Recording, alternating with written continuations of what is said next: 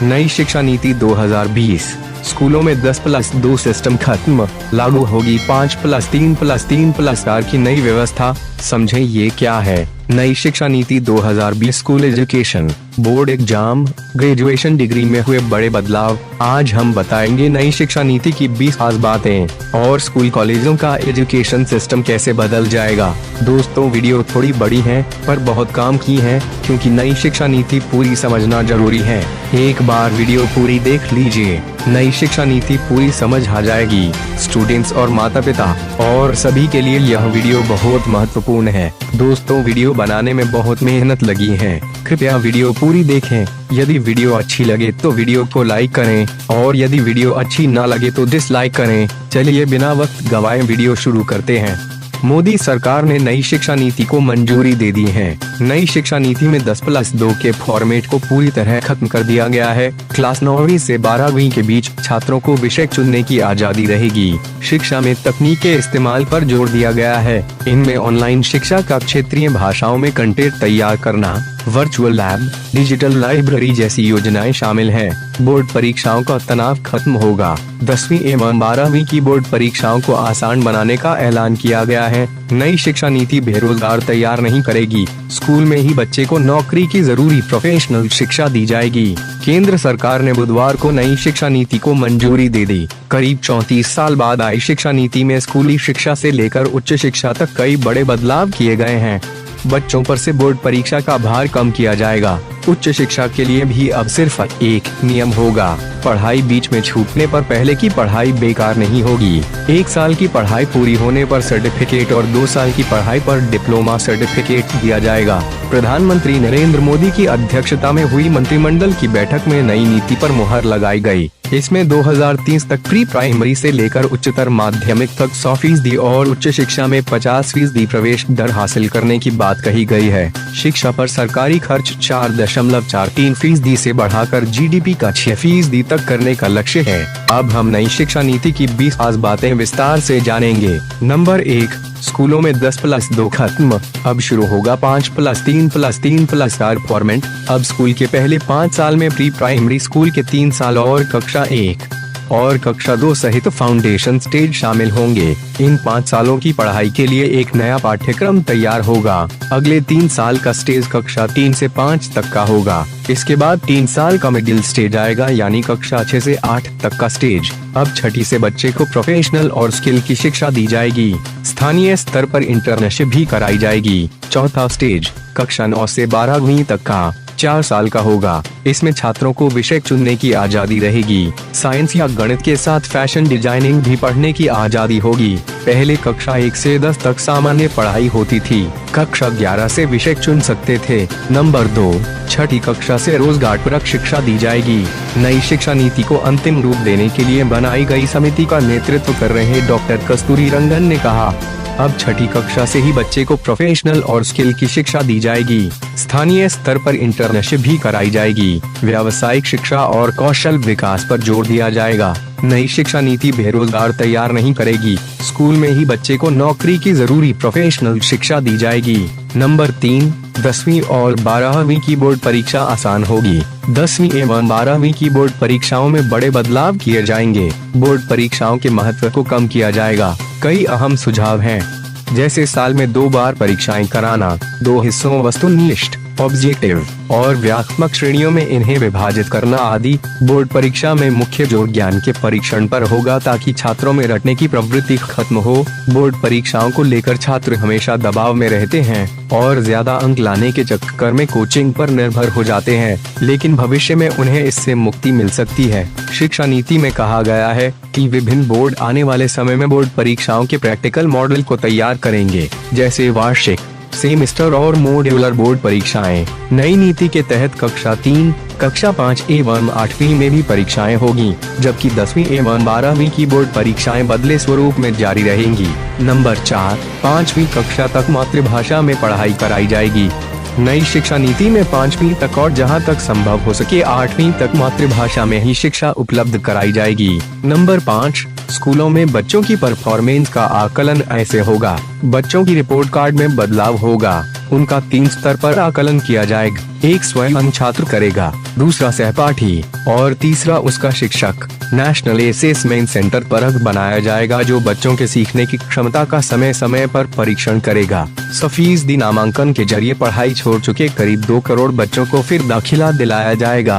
Number 6, graduation में 3 से 4 साल की डिग्री, मल्टीपल एंट्री और एग्जिट सिस्टम। उच्च शिक्षा सचिव अमित खरे ने बताया कि नई नीति में मल्टीपल एंट्री और एग्जिट बहुस्तरीय प्रवेश एवं निकासी व्यवस्था लागू किया गया है।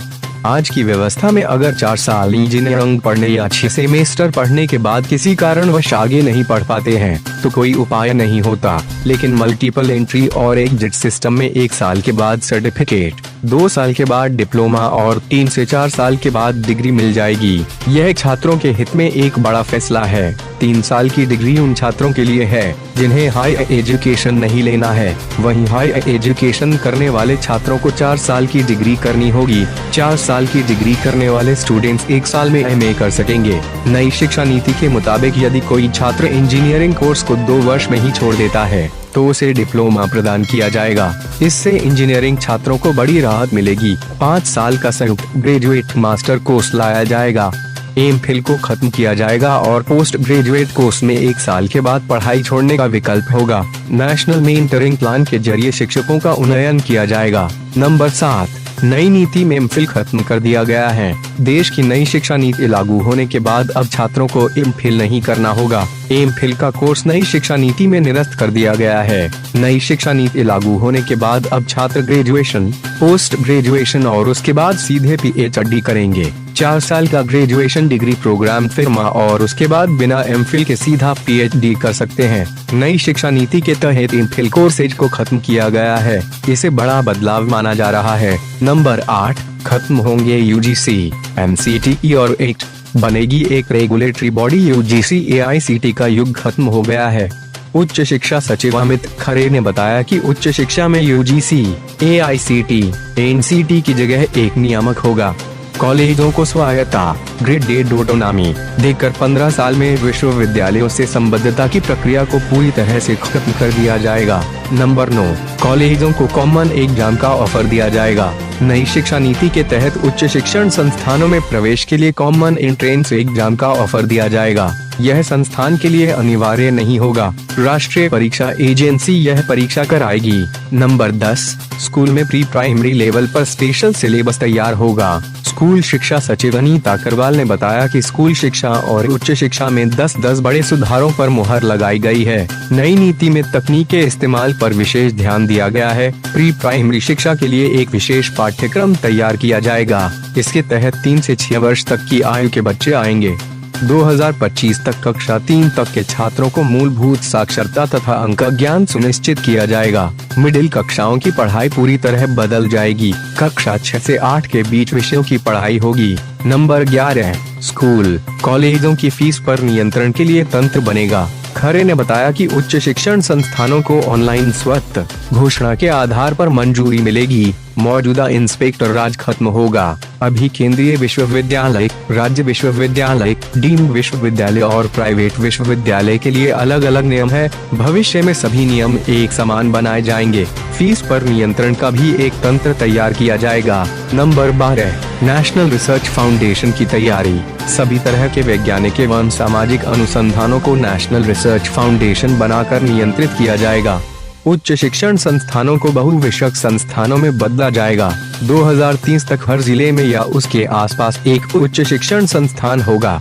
शिक्षा में तकनीक के इस्तेमाल पर जोर दिया गया है। इनमें ऑनलाइन शिक्षा का क्षेत्रीय भाषाओं में कंटेंट तैयार करना, वर्चुअल लैब, डिजिटल लाइब्रेरी, स्कूलों, शिक्षकों और छात्रों को डिजिटल संसाधनों से लैस कराने जैसी योजनाएं शामिल हैं। नंबर 13, स्कूली शिक्षा। उच्च शिक्षा के साथ कृषि शिक्षा, कानूनी शिक्षा, चिकित्सा शिक्षा और तकनीकी शिक्षा जैसी व्यावसायिक शिक्षा भी नई शिक्षा नीति के दायरे में होगा।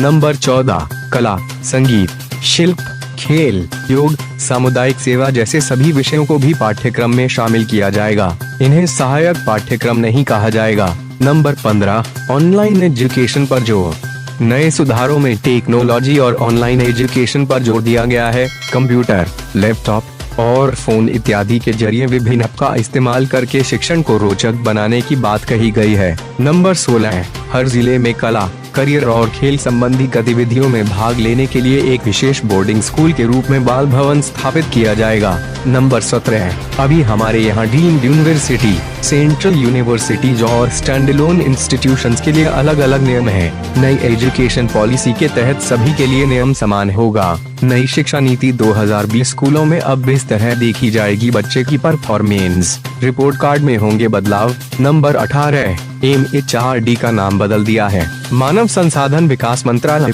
MHRD का नाम बदलकर शिक्षा मंत्रालय कर दिया गया है। नंबर 19, भाषा फॉर्मूला, विद्यार्थियों को स्कूल के सभी स्तरों और उच्च शिक्षा में संस्कृत को एक विकल्प के रूप में चुनने का अवसर दिया जाएगा। त्रिभाषा फॉर्मूला में भी यह विकल्प शामिल होगा। इसके मुताबिक किसी भी विद्यार्थी पर कोई भी भाषा नहीं थोपी जाएगी। भारत की अन्य पारंपरिक भाषाएं और साहित्य भी विकल्प के रूप में उपलब्ध होंगे। विद्यार्थियों को एक भारत श्रेष्ठ भारत पहल के तहत 6 से 8 ग्रेड के दौरान किसी समय भारत की भाषाओं पर एक आनंददायक परियोजना गतिविधि में भाग लेना होगा। कोरियाई, थाई, फ्रेंच, जर्मन, स्पेनिश, पुर्तगाली, रूसी भाषाओं को माध्यमिक स्तर पर पेश किया जाएगा। नंबर 20, स्कॉलरशिप पोर्टल का विस्तार। सुप्रीम कोर्ट ST, OBC और SIDGS स्टूडेंट्स के लिए नेशनल स्कॉलरशिप पोर्टल को बढ़ाया जाएगा।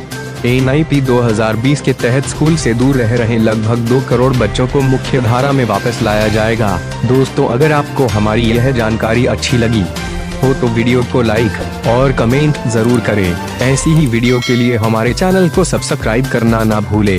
बेल आइकन को इसलिए ऑन करें ताकि आने वाली वीडियो का नोटिफिकेशन आप तक पहुंच सके। धन्यवाद।